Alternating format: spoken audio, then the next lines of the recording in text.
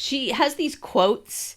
If you are ever given the opportunity to spend an inordinate amount of time alone, take it. The more scared you are of being alone, the more necessary it is to do. Run towards yourself with open arms. That is where your truth is waiting.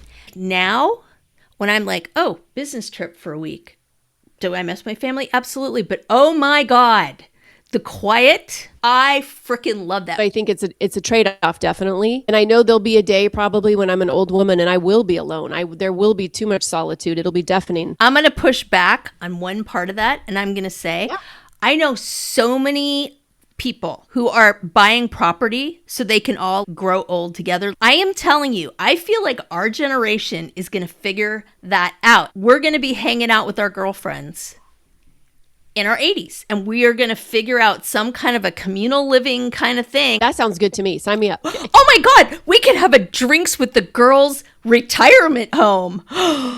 Like a permanent retreat. How cool would that freaking be? Let's call it a compound. Let's call it the Drinks with the Girls compound. I like this idea. I really like this idea.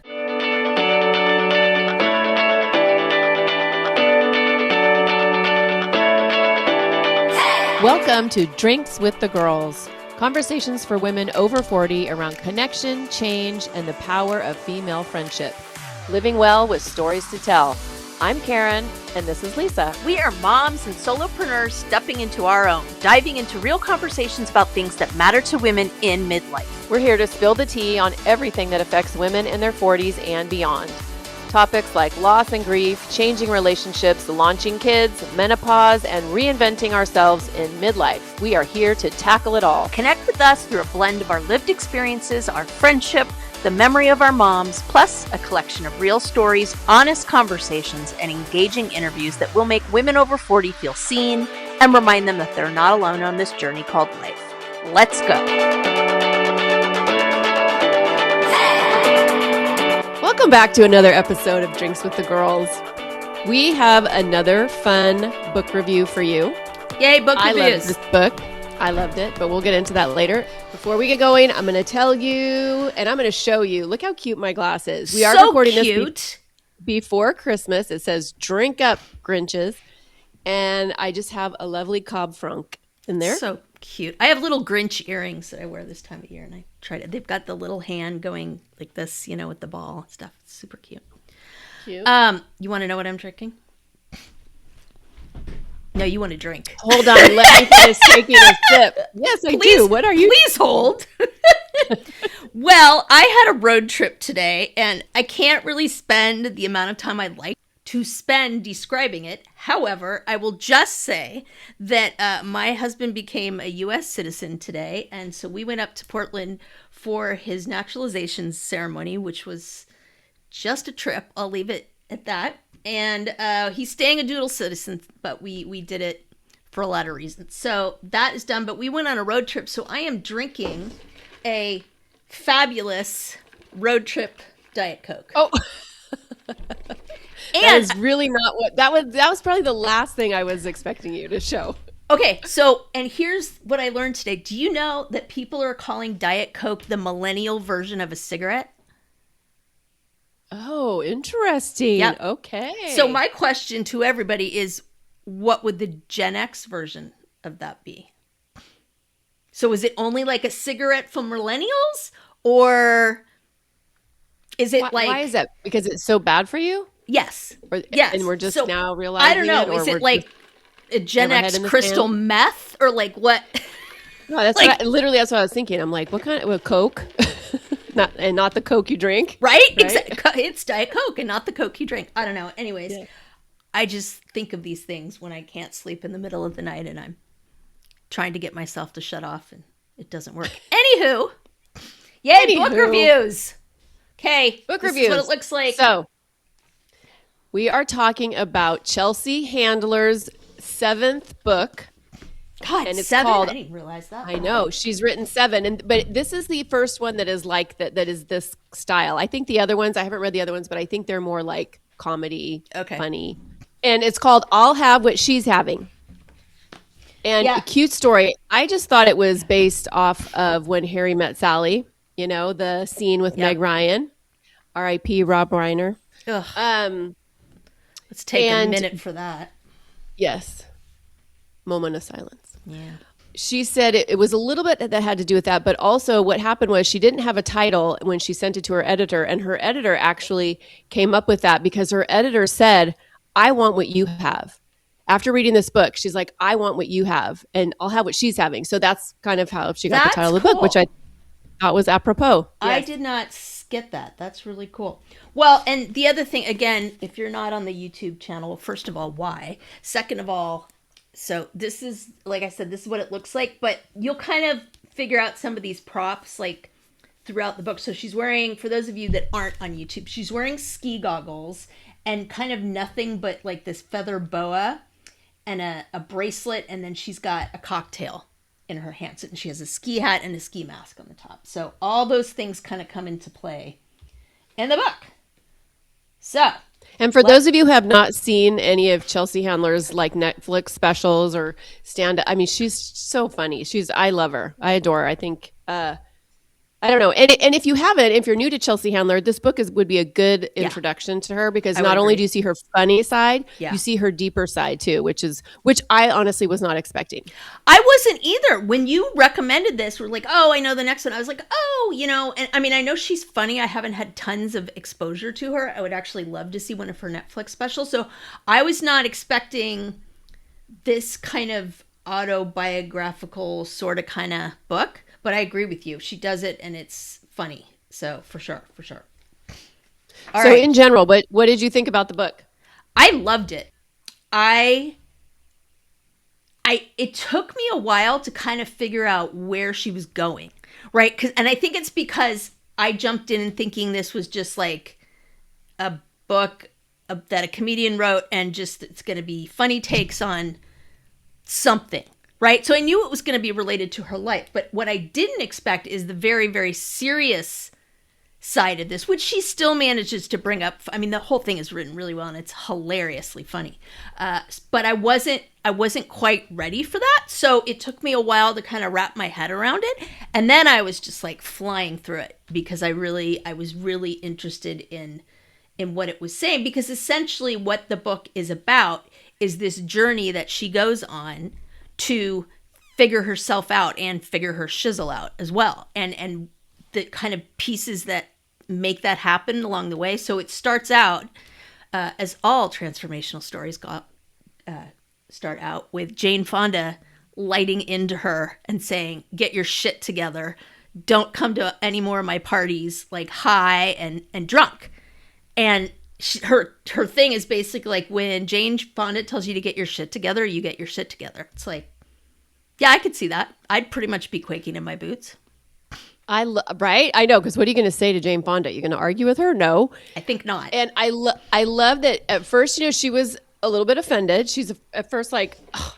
But then when it sunk in, she's like, okay, this is Jane Fonda. I really need to listen to this. She admitted to herself, she owned it. She took accountability.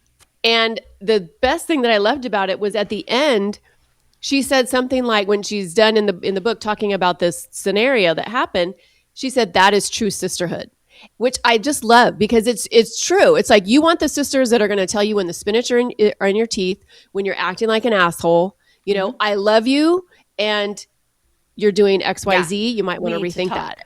So one of the things, first of all, I loved this book. I did not expect to love it as much as I did, because I, like you, was thinking, oh, it's going to be funny and she's going to have some, cute things in there. But it was very deep, and it was very much aligned with what we talk about on this podcast and what I talk about my clients with. It's very aligned with living your life unapologetically, choosing yourself, emotional maturity. And what I like about the choosing yourself part is that, like, she does it in a way that is unapologetic, or let me rephrase that. She does it in a way where it's like, why is it a bad thing to choose yourself? I don't understand. And just really kind of smacking women upside the head to say, no, you can choose yourself. In fact, you should choose yourself. And I love that she does it without shame. Like, she's not telling anybody you're doing it wrong, you're doing life wrong, but she's saying, look at the journey I've been on. Look what I've learned. Look at how this is working out for me. I want this for you too. Yep. I want, and she said it. I've seen her interviewed, and she said, I want all women to have the confidence I have. She said, if I could inject all young girls with the confidence that I have, that's what, I would die a happy woman.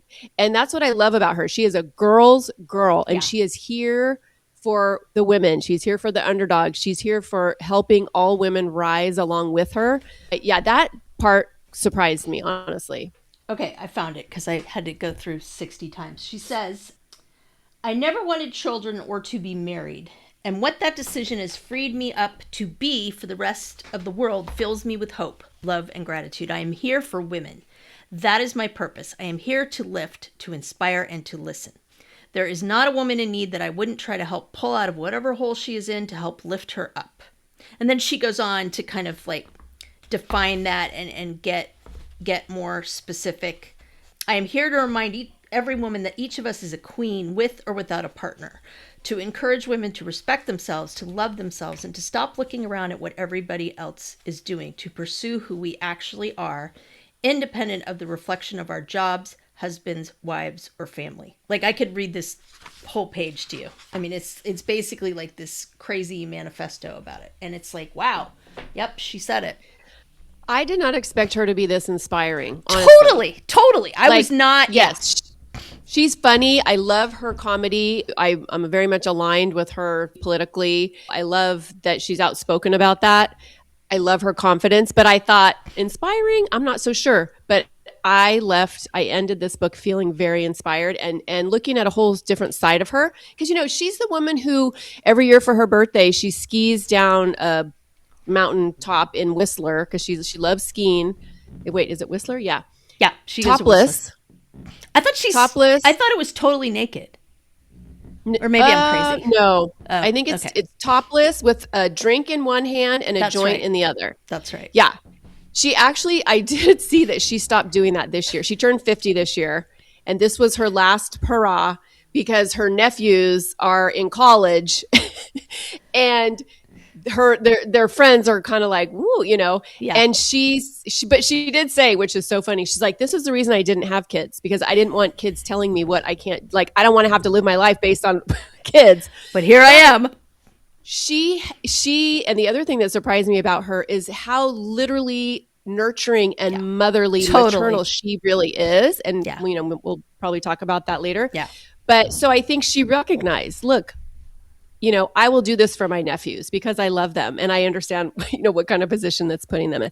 But she's a piece of work. We'll just say that. It's interesting because, and again, right, back to the societal conditioning, like, I will just say I wasn't like an anti-fan of hers, but like if you had said to me Chelsea Handler, and frankly, that's kind of what I thought first when you suggested that, my go-to response is, oh, she's kind of stuck up and like thinks she's better than everybody else. Yes, right? And after reading this, it's like, well, no wonder that's the image that everybody tries to slap her down with, because God forbid she should be living in her truth and power.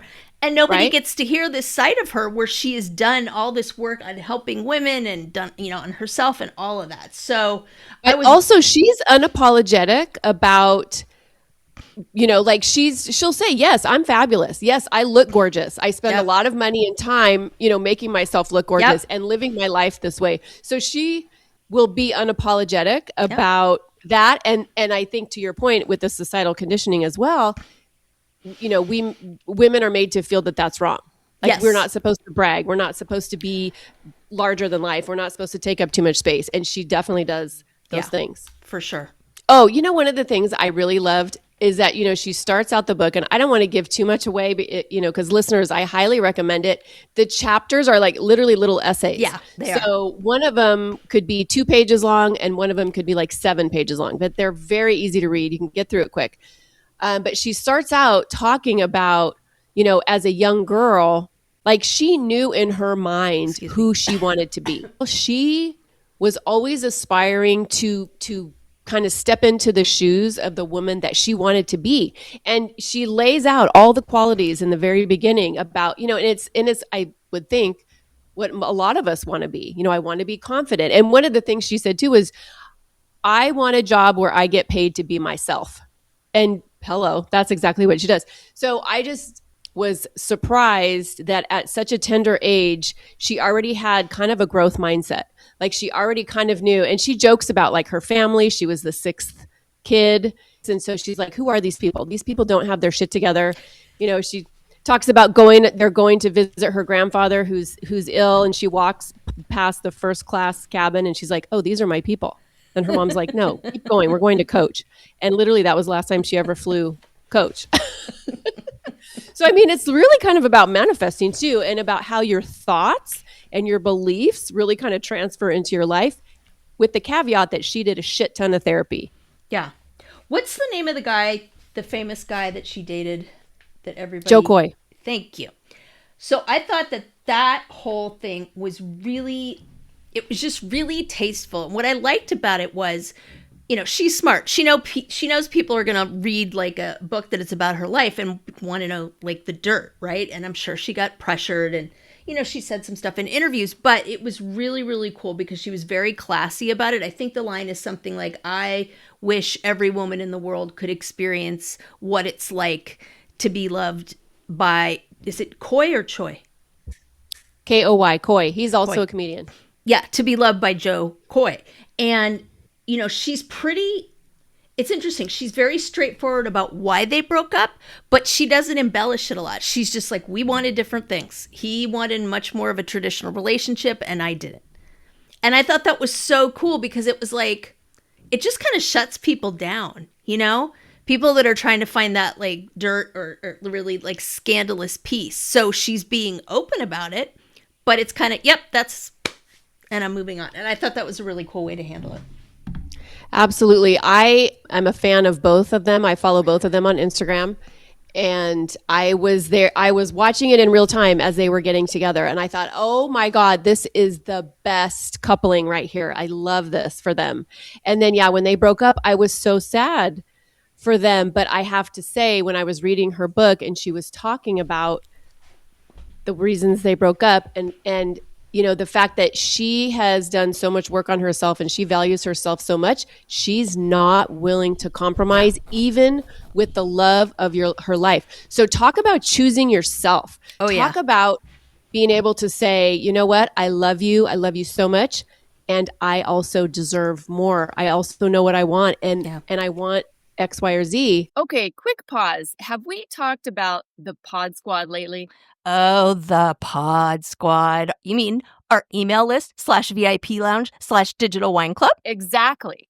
So listeners, if you're not on it yet, you're basically making life harder for yourself when it comes to podcasts.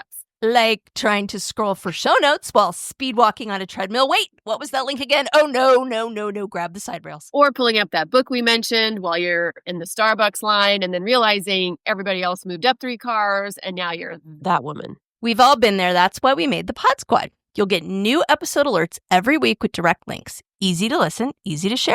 And show notes straight to your inbox. So when we drop a life-changing product, book, hot tip, or yummy new drink, you're not rummaging through your memory like a woman searching for her reading glasses when they're on top of her head. It's organized, it's helpful, it's for you, babes. So join the Pod Squad. The link is in the show notes. Just tap it. Snacks, sarcasm, solidarity. And obviously, fighting the patriarchy. We write at dawn. She says, appeasing other people in exchange for my own discomfort is something I'm no longer willing to do. And it's like, oh, mic drop. Yeah. Yeah, she's not kidding around. No, she's not kidding around. And I think of the work that I do with women who are considering divorce or going through a divorce. And it's like, if all women could have that sense of self-trust and an inner knowing that, yes, this is hard. Yes, I'm afraid of this. Also, I deserve better. Right? She said, I had to make a choice between him and myself, and I chose myself. I was like, wow, powerful. 100%. And that reminded me of, let me look up the purple flags here. There's a whole section where she talks about this idea that people are afraid to be alone. She definitely does not believe you need a partner to complete you. Yeah. Like, I think that's something that we all, as women grow up thinking. It's like, oh, that's what we do. Yeah. We get married. And she's like, no. Yeah, hard pass. She has these quotes in a few sections of the book where it's like a blank page on the left and then a very simple page on the right, and there's a big fat quote in the middle. So this is one of them. It says, if you are ever given the opportunity to spend an inordinate amount of time alone, take it. The more scared you are of being alone, the more necessary it is to do. Run towards yourself with open arms. That is where your truth is waiting. And I will tell you that I was definitely one of those women for a long time that was like, I didn't hate being alone, but I felt like I was missing out on things, and I was lonely for sure. I lived in, big cities, and it's hard to connect to people. But like now, when I'm like, oh, business trip for a week, do I miss my family? Absolutely. But oh my God, the quiet, the utter like, if I want to take a bath, I can take a bath. If I want to have sushi every day, I can have sushi every day.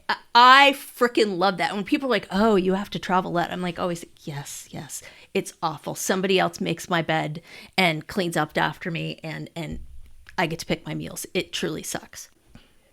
I have to say, I'm so resonating with that.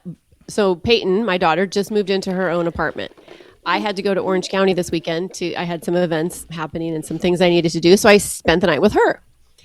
And she was doing her thing. I was doing my thing. And I crashed at her place. And it was great. We met up at the end of the night and kind of compared notes or whatever.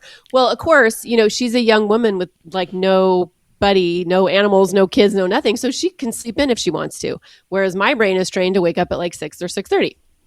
So I wake up in the morning. My eyes pop open. I'm like, okay, great. I take my book. I turn on her Christmas tree lights. I make some coffee, and I'm sitting there, and it is dead silent.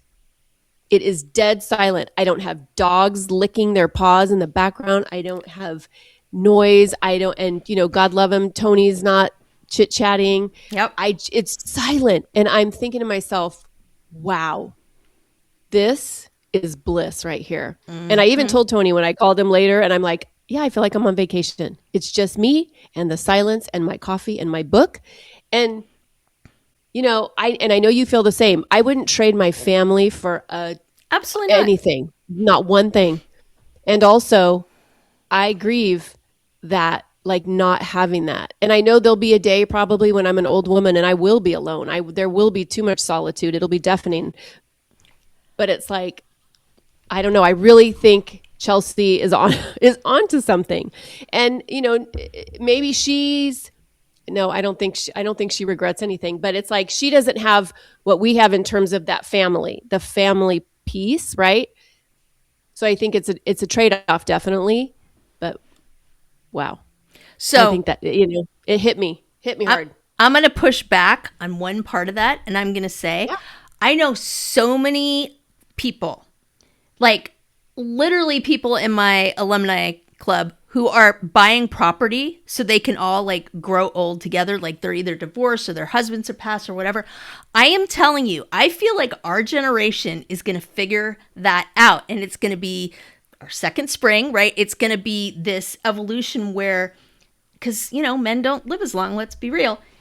We're going to be hanging out with our girlfriends in our 80s, and we are going to figure out some kind of a communal living kind of thing. I mean, these women are like, they're buying a house and they're like, okay, we need a maid and a gardener or a chef and da-da-da, and all the money that they would use for like a retirement home, they're plugging it into that. I think that is the best freaking idea ever. That sounds good. So you're pushing back on my idea that I'll have solitude in my later years. You're like, what are you pushing back on? I'm confused. No, well, when you first said you're pushing back, I'm like, all right, girl, I'm ready. What are you talking? What are you pushing on? But yes, okay, sure. I mean, I hope that yes, that sounds good to me. Sign me up. Right? Okay. We'll discuss. Note to self. Okay. Oh my God, we could have a drinks with the girls retirement home. Like a permanent retreat. How cool would that freaking be? Let's call it a compound. Let's call it the Drinks with the Girls compound. Oh my God. LLC coming soon. I like this idea. I really like this idea. Okay. If there's any like real estate people or like lawyers out there, let us know how we can make that happen. And listeners, if you're in, let us know. Hey there, I'm Lisa Corachella McDowell, your Midlife Pacific Northwest princess, here to guide you in the art of next leveling your life. I'm passionate about women's health and wellness in midlife, especially for moms parenting kids with unique needs like I do. I truly believe we can learn, grow, advocate, and care for the planet while taking care of ourselves and our families. And I'd love to help you do the same. And I'm beyond excited to tell you about my membership for maxed out mamas just like me, the Empowered Parent Collective. It's a space for parents to confidently advocate for their kids, build inclusive communities, educate themselves, and find balance and support along the way. To find out more about the Empowered Parent Collective, my classes, wellness offerings, parenting tips, advocacy resources, and exclusive Drinks with the Girls goodies, head to nextlevellifewithlisa.com. Let's survive and thrive in the messy middle together. One of the things I love about Chelsea is that she's very honest and upfront about like behaviors and patterns and things that she used to do and have that were really not healthy at all. And her value of therapy, which I mean, I think everybody needs to go to therapy, honestly. Yep. You know, with the right therapist, with that caveat. Like if you can find the right therapist, everybody, because we all have shit to work out. We all have little traumas, big traumas, all of it. So, but I digress. But I love that she's just very upfront about her own shortcomings and how she's really, you know, she kind of takes us on her own healing journey, which I appreciate and I love. I'm here for it. What I like about that, though, is it's not about like becoming someone different. It's about like holding herself accountable to the person that she knows she is, but she punks out on herself a lot of times. Totally. Right? Don't we all do that? I mean, I think 100%. Yes. We don't listen to our intuition, right? When we get a feeling about something, well, I guess this is the same thing as intuition, but you know, instead of going with what we really think or feel, we do what we think we should do, right? And then we end up getting into these situations, whether it's jobs, relationships that aren't aligned with who we are and who we want to become. And it's like a little too out there. Like I have another quote from her about this. It says, "It is up to you to foster your boldness and greatness. And with every year, I am learning how to grow up and out and love harder and deeper with less fear, less anger, and to always, always be a sister." Like she definitely embodies the idea of life as a journey, not a destination, not well, I'm just hanging out here in the average until I can do something extraordinary. And oops, maybe I won't do something extraordinary. Like I love the way she looks at it because she is definitely living life to the fullest. Like, I mean, she acknowledges the fact that, she has money from her job and it allows her to have a lot more freedom. But she also uses that money and privilege to reach out to other people. Like she's constantly taking people on trips and like bringing her family everywhere and all that. But one of my favorite parts of the book, though, is speaking about the whole family thing, is she talks about, I'm trying to remember, I think they rent like a house on Martha's Vineyard or something like that. So she talks about just how it was great. And then all of a sudden she hated them all. And instead of just being like, screw you people, she sat down and wrote like a letter to her family. And it was basically like, I love you all. I'm so happy that I get to do this for you, but you need to grow the fuck up. It's like, clean up after yourself, show up when it's mealtime, and don't be snarky.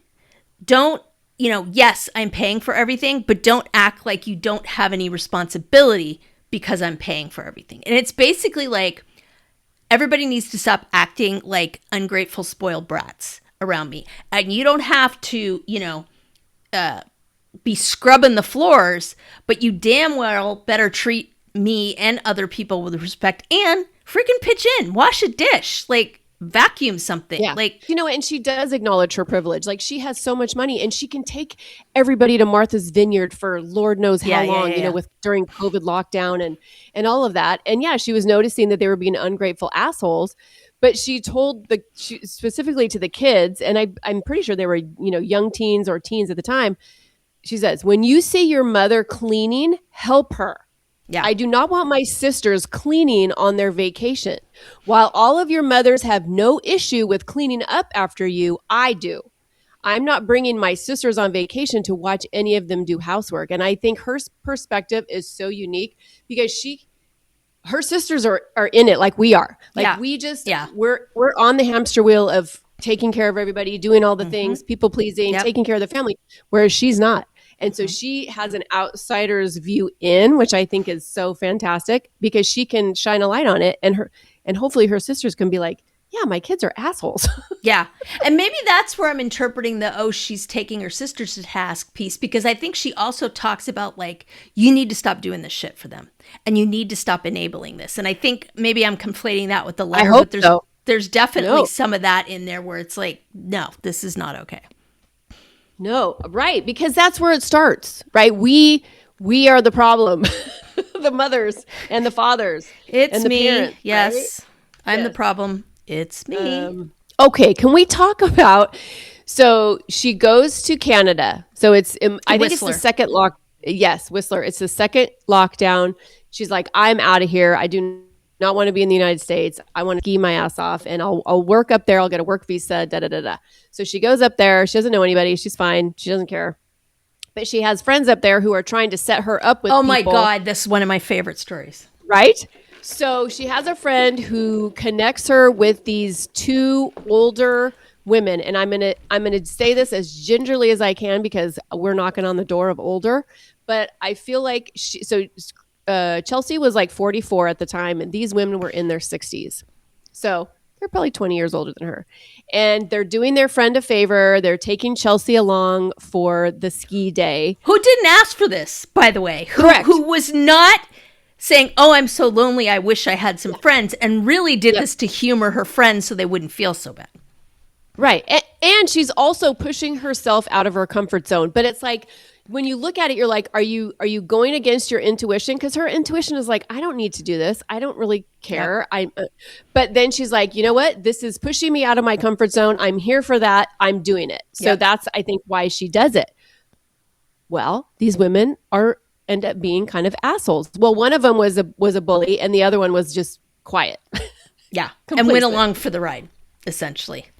It was, the way she describes it, it was like the time warp back to middle school. They were literally like bullying her and shaming her and like had this whole chip on their shoulder about her celebrity and like just, it was ridiculous. And she ends up halfway through the day when they stop for lunch, she's like, you know what? It's been a slice. I'm sure I'll run into you, but I'm not going to try too hard. And because I took myself out for a liquid lunch and left them sitting there with their mouths ajar. Which I love because she says, well, let's go to the blah, blah, blah restaurant because they have a full bar. And the women are like, well, you can't get a reservation. You need a reservation. Yeah. And Chelsea's like, I have one. I'll see you later. So yeah, she ends up having her liquid lunch with her margarita. And I think, what I remember, I can't find the quote offhand, but she's reflecting on the fact that she never wants to make another woman feel that way. Like she's here to, kind of open her arms and like bring women with her instead of tearing them down. And she was kind of, I think, laughing in the end there, but I found it. I found the quote. She says, yes, I am not sure what's going on with women who aren't champions to all women. But I also know it's not my problem to figure it out. The people who don't get you are not your problem. And then she says, as I sipped on my margarita, I promised myself as an adult woman in my 40s, I was not ever going to make another woman feel unwelcome. And I am so here for that. I freaking hate it when women tear each other down. Even if it's someone I disagree with politically or they're not my cup of tea or whatever, I am not going to actively tear them down because I just feel like we have enough of that going on. We don't need to do it with each other. Frankly.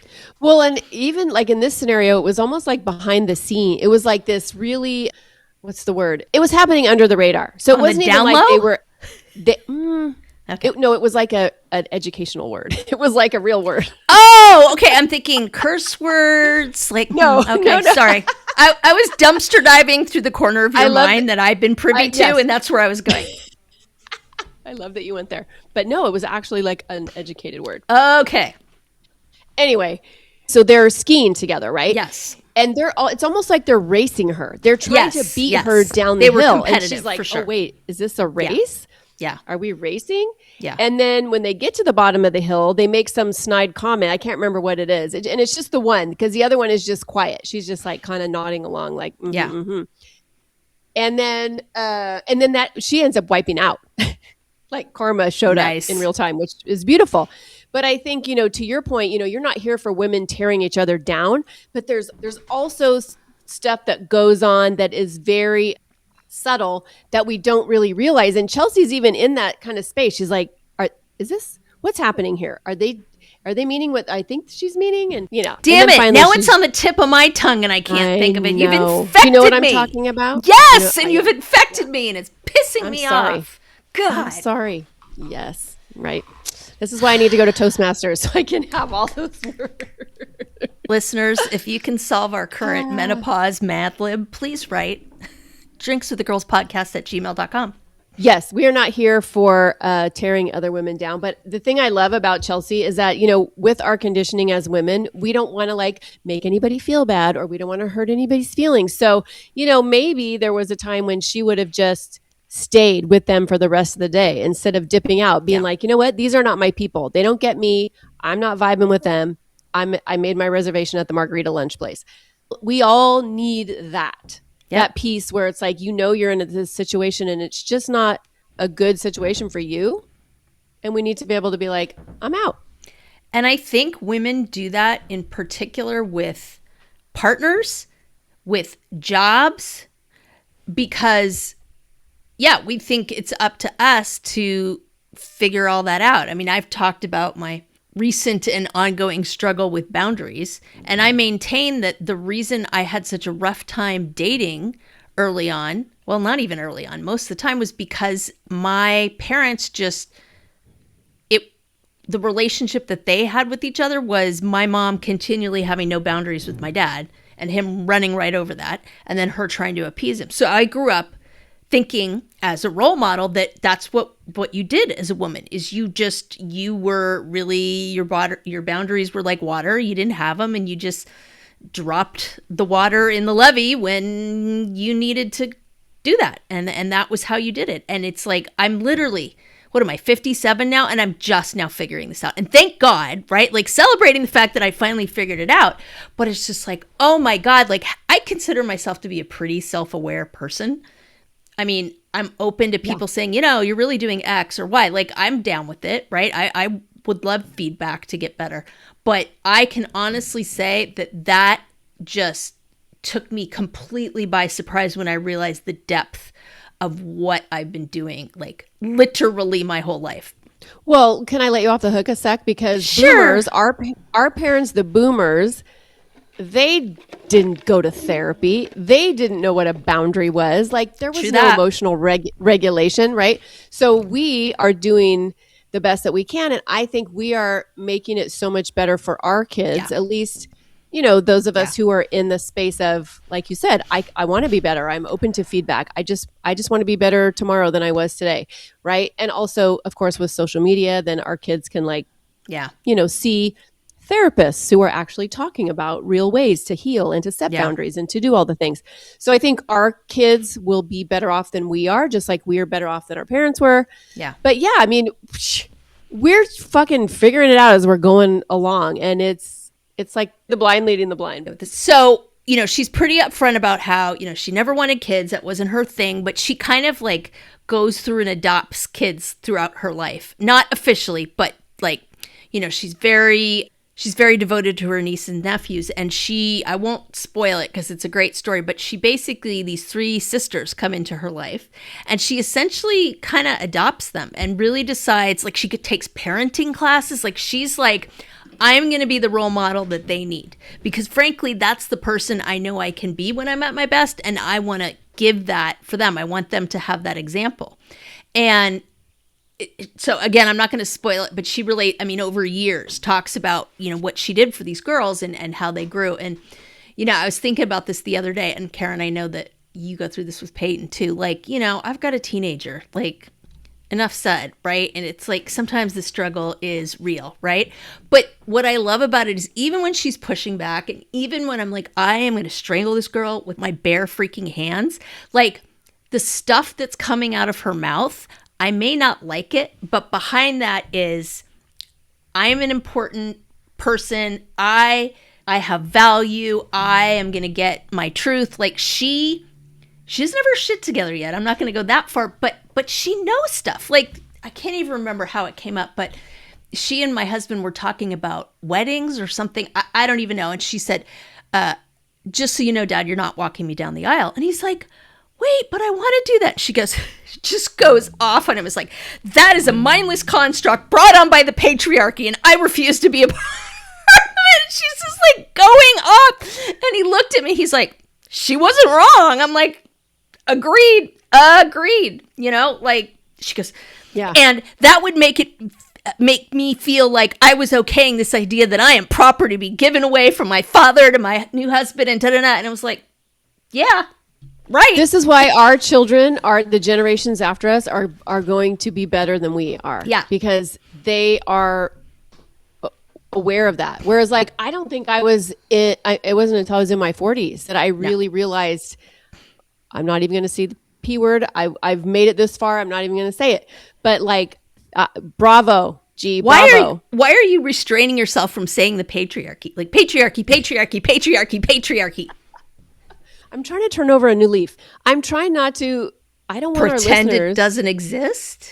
I don't know, not at all. I don't want our listeners to feel like that's all I talk about, because I feel like I talk about it a lot. Too late. That's what we both talk about. Yes, I understand what you're saying, and we do have an episode happening soon about that, because like we've said before, I think that when people hear us talk about the P word, that we are like these like men hating like Harrigans that are like bashing all men, and it's 100% not true. And the patriarchy is just as bad for men as it is for women in a lot of ways, and we're going to talk about that on that episode. But I definitely think it gets painted with a really broad brush, so we feel like we need to do this episode to kind of explain to people that aren't familiar with that term and what it really means, like what we're trying to say. My name is Karen Shatafian, and I am a shameless coffee addict and empowerment coach for women, and my love language is authenticity. My mission is helping women unapologetically design a life they're in love with. Because what the hell are we waiting for? My website, KarenShatafian.com, has all my coaching packages and free offers, like my Midlife Reclamation Guide. In it, you'll find tools to help you decide how to create the most inspired and empowered version of yourself and your life. You can find me on Facebook and Instagram talking about ways women can show up for themselves after decades of showing up for everyone else. Join me as we throw off the shackles and live our best freaking lives. See the show notes for all the details. Cheers. Back to Chelsea, who, by the way, like I feel like the way that she lives her life is a big middle finger to the patriarchy, which I am so here for. I'm so here for it. And I think when I was talking earlier about like that grieving a little of the quiet earlier, it's literally, it's like that. Like, I wish we could have two lives almost. Like, I wish we could have two lives. We could have a life where it's mama, grandmama, family, all the things, the chaos, and then also have a life where, it makes me like teary to even think about it, because I can't even think about a life without my kids. So I don't know how that would even work. But how about space and time when you need it? That's okay. I know, yes, but it's doing it, and it's taking it, and it's not feeling any kind of way about it. And I do think the older we get, the easier it gets. And also, we've never had a life with just, what do I want today? What do I want to eat? True. What time do I want to wake up? What do I want to do? And I'm not saying either one is better. Like I said, I can never imagine my life without my kids. Like, no way. Like, they've made me way better. Yeah. And also, there's like this part that I guess a man's life, like we've well, and remember, right? You got married a lot younger than I did. I mean, how old were you when you got married? 26. Yeah, I was 37. So literally like a decade. That's true. So I had those 10 years. Don't get married at 26, get married at 36. And I told my kids this, and my kids were dating, my son and my daughter-in-law, they dated 10 years. So, oh, really? You know, oh, wow. Yeah, no, they were high school sweethearts and broke up for a bit. And then, 10 years. So I tell them, like, there's no rush.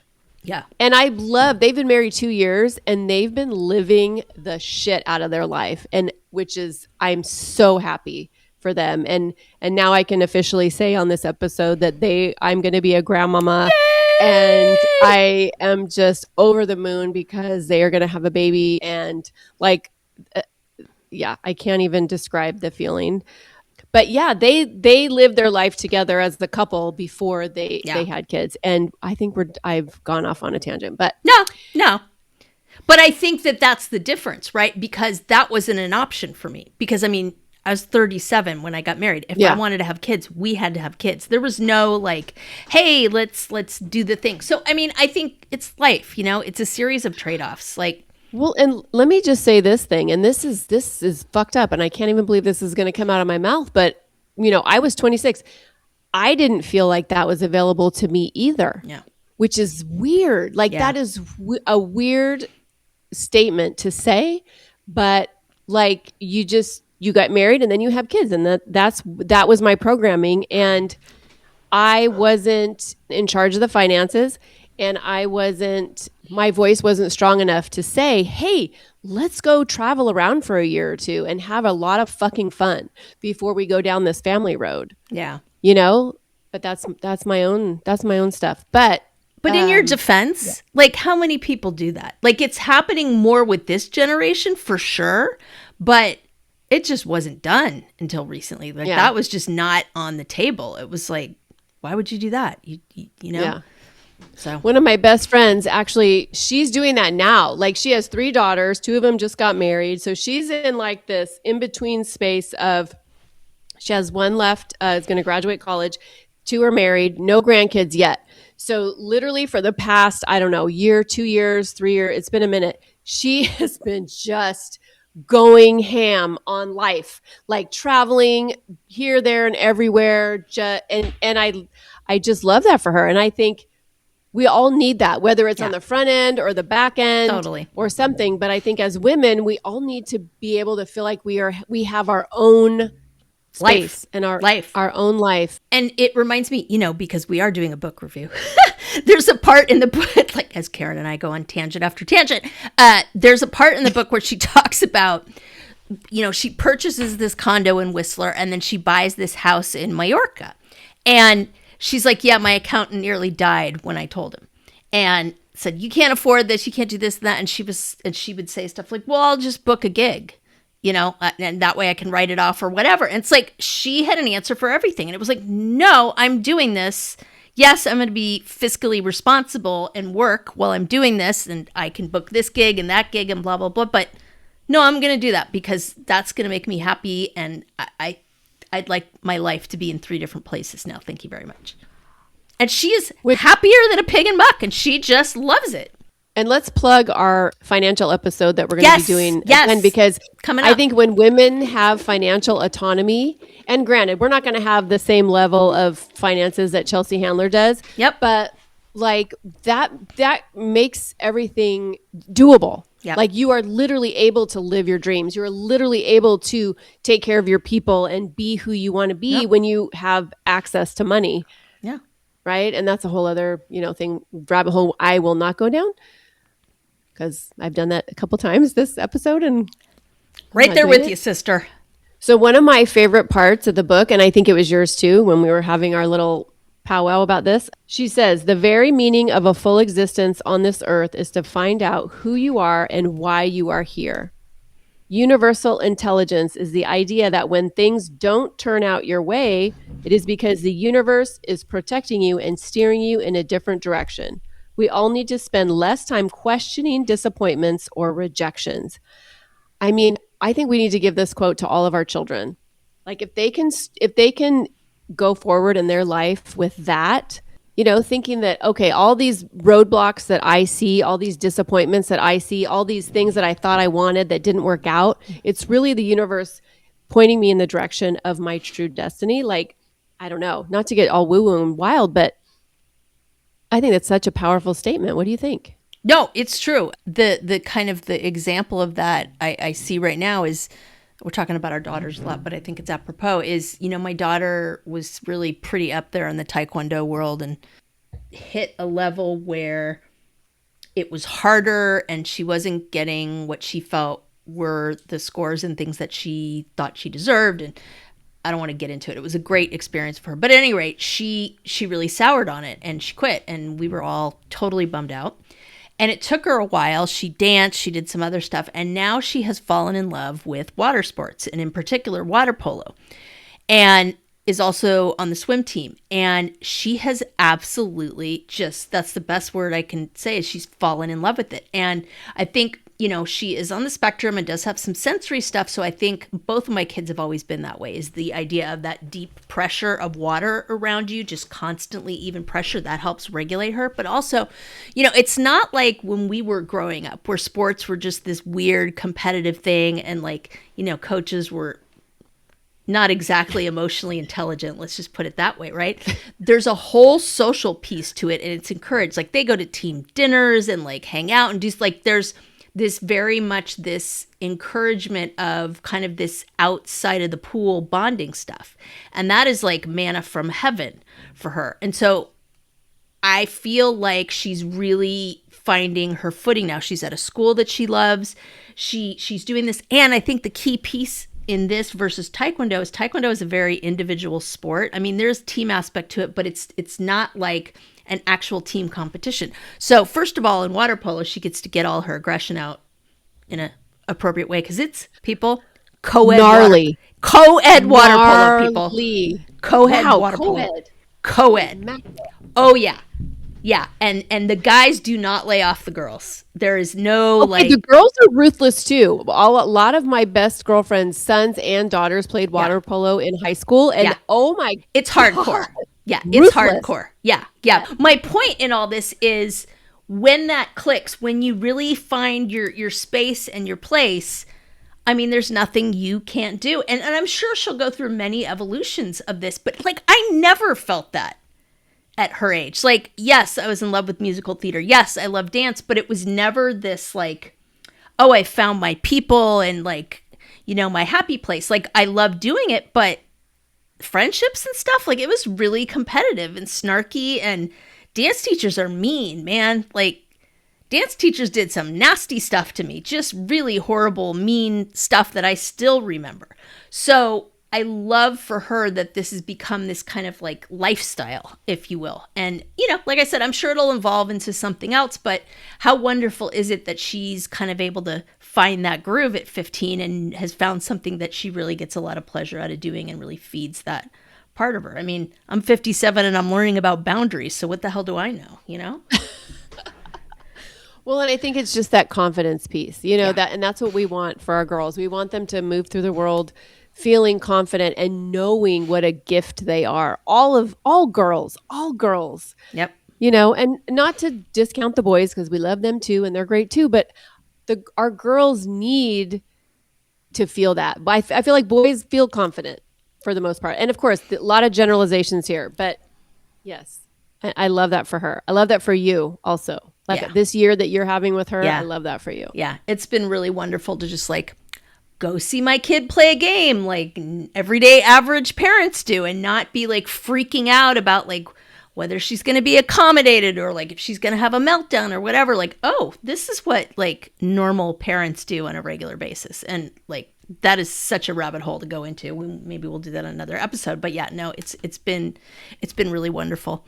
So she's really into chows, right? The big fluffy black dogs. Which is wild because chows are... Anyway, they can, if they're not bred well, they can be really mean. Yeah, but they're also super wonderful if they're brought up well. And she takes rescues on, so it's pretty cool. So she goes in this dog park, and she says she leaves one of the gates slightly open because she's just kind of scanning the scene, right? And this guy says, "Excuse me, close the fucking gates, please." A man walking toward me shouted, "I'm looking for a dog." He said, "It takes 1 second before one of those dogs runs out of the park and gets hit by a car on Barrington," he wailed. And basically, she was like, "Okay, why are you screaming? Nobody's getting hit by a car. Please stop screaming." at me, right? And so she kind of basically figures out that he realizes who she is. And then he just one-ups it. He says, you celebrities are so entitled. You think you can just walk into dog parks and do whatever you want. Like, just way over the top. And she goes, on behalf of celebrities everywhere, I took great offense at that comment. And so she tries to dial it back. She's like, sir, obviously something happened to you this morning because you were screaming at a stranger. And I'm pretty sure this has nothing to do with me. I'm looking for a dog. So she's just like, okay, just back off, right? And so he, after all she says was, no, I didn't lose a dog. Would you please stop talking to me, right? Like, just no big deal. And then she gets a phone call. And he screams at her, you're a whore, Chelsea Handler. And the guy, here it comes. The guy behind her is like, whoa, right? This is like pretty toxic. And he asks her if she needs some help. And she's, no, I'm good. Just dealing with, an angry person. At any rate, so she goes through this, but it's just interesting to me. She really has a handle on her celebrity. What I mean by that is she acknowledges the privilege. She acknowledges the fact that, yeah, I can book a gig and I can do this and that and the other, but she also doesn't put up with people's shit, right? Like, that guy thinks he knows her. He doesn't know her, and he's just looking for an excuse to, like, take shit out on somebody. And there's a few different situations where that happens, right? The women that bully her, like, obviously they can't get over the fact that she's Chelsea Handler and they want to, like, take her down a few pegs, right? So she's very much like, yeah, no, we're not going to do that. I'm not here for that. By the way, could you imagine, I'm going to go skiing with Chelsea Handler. Like, taking her down a few pegs would not be the first thing that crossed my mind. Like, I'd be like, hell yeah. And it goes back to the whole taking other women down a peg thing. Yeah. Like, that is the only way, generationally, I felt like a lot of women knew how to relate to women that they had never met before. Like, that's what you did. Like, unless they were your friend or whatever, then they were competition. And I don't know, competition for a man, for like whatever, right? And that's kind of what it comes down to, right? Well, yes, because of the P, capital P word that I'm not going to say on this episode. Yes, that's exactly why, because we are pinned against each other. Yeah. Like, we are supposed to feel threatened by each other. Because there's not enough, and so we've got to fight for the scraps, which again goes back to, we don't think enough of ourselves to think that there's enough to go around. We feel like there isn't, there's scraps, and that's what drives the behaviors.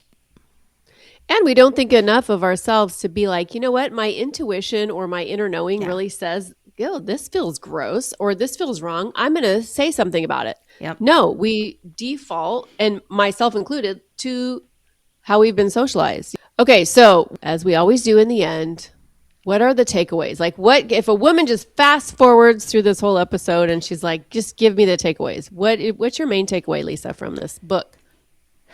I would say that if you aren't a fan or don't know anything about her, don't dismiss it out of hand, because you're going to learn a lot about yourself in the book, and you're going to learn a lot about yourself through her and through her journey. So, I mean, I'll admit, when Karen suggested this, I was like, ugh, I don't know if I really like her, and da-da-da, right? Like, I'm just as programmed as everybody else. So I was really glad that I pushed through that and read it, because I thought there were some really wonderful things she had to say, and I learned a lot about me kind of through her journey. So that's what I would say. How about you? She is abrasive. Like, if you just know her from her comedy, like, she is abrasive. And if you're not a fan of, the way that she presents herself, then you're going to be like, oh, hell no. For me, I was, and I'm a fan of her, but I was very pleasantly surprised with this book. It was way more inspiring and insightful than I was anticipating. Yeah. And I just think, it's such a good, especially for our demographic, like our besties in their 40s and 50s and beyond. This is the time to really look at things like this and ask ourselves these types of questions, because if we find ourselves in situations, whether it's roles, jobs, relationships, identities, expectations, and it's just not working, we need to give ourselves permission to look at that and to be like, this isn't freaking working. Yeah. What do I need to do? And I think Chelsea gives us a lot of confidence to be okay with looking at that. And it's okay. Yeah. Yeah. And I think we need more of that. And we didn't really touch on this piece, but I really love the fact that she is so down with gratitude. Like when she started journaling, it was gratitude journaling. And that is literally, I think that's was like the beginning of her, all this self-awareness that she came to was the gratitude. And that's so refreshing looking at a celebrity and somebody that just has so much to say, I am so grateful for my life. Like to acknowledge that, like I have this privilege. I am so grateful. And that was refreshing for me too. Yeah. And also the sisterhood, the womanhood, power of women. Like she recognizes how powerful we all are as women. And if we all had her dose of confidence, oh my gosh. Right? She is very confident, but also I think she balances it out with her own insecurities and what she's trying to push through and make herself be better at. So don't feel like it's her just bragging to the world how put together she is. That's not it at all. It reminds me of the last book that we reviewed, By the Fucking Lilies. Similar kind of event where she's taking you on the journey, right? And it's short, bite-sized chapters. That one is much more like she's speaking to you and giving you advice and really very strongly connecting that to her journey. Chelsea's doing the same thing in this book, but it's less like, and now I'm speaking on this topic. Like she really weaves it all into kind of her truth and the journey that she has rather than like, these are the lessons that I've learned kind of a thing. No, absolutely. There's zero preaching. And not that Tara Schuster, was that her name? Yep. Not that By the Fucking Lilies was preachy. Yeah. It wasn't, but she was coming from it literally from a personal growth standpoint. Yeah. Whereas Chelsea's like, look, this is what I know. This is what I've learned. This is who I am. Take it or leave it. This is how I got there. Like, and exactly. I'm gonna tell you my story. It's very digestible and very inspiring. Yeah. I'm a fan. She talks about doing it not because she wants to like toot her own horn, but she wants to kind of show this journey that she was on, and it makes me want to watch some of her stand-up too, because I've just seen bits and pieces. Yeah, no, I'm glad. She's on Netflix. Check them out. Okay, cool. At the end of the day, this book is just about becoming more of yourself, not who you feel like you should reinvent yourself to be, but like who you really are. The thing that we want you to walk away from this book thinking, feeling, doing is that you need to be more of who you are instead of what we feel like we should be, more of who do I want to be and who really am I at my core. We would love it if you listeners would hop in our inbox on Instagram, Facebook, Pinterest, email, all the reply things. To our emails.